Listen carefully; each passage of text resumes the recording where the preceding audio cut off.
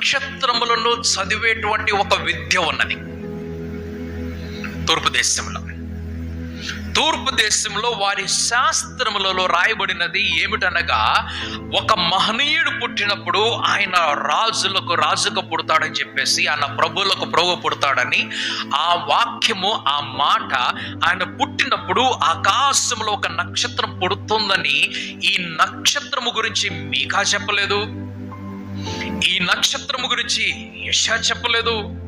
ఈ నక్షత్రం గురించి ఎవరు చెప్పకపోతే ఆ జ్ఞానులకు వారి శాస్త్రం తెలియపరిచినప్పుడు ఆ నక్షత్ర శాస్త్రమును ధర్మశాస్త్రంతో కలపబడినటువంటి ప్రవక్తల లేఖనాలను ఈ హేరోదు చూసి రెండింటిని కలుపుతున్నాడు.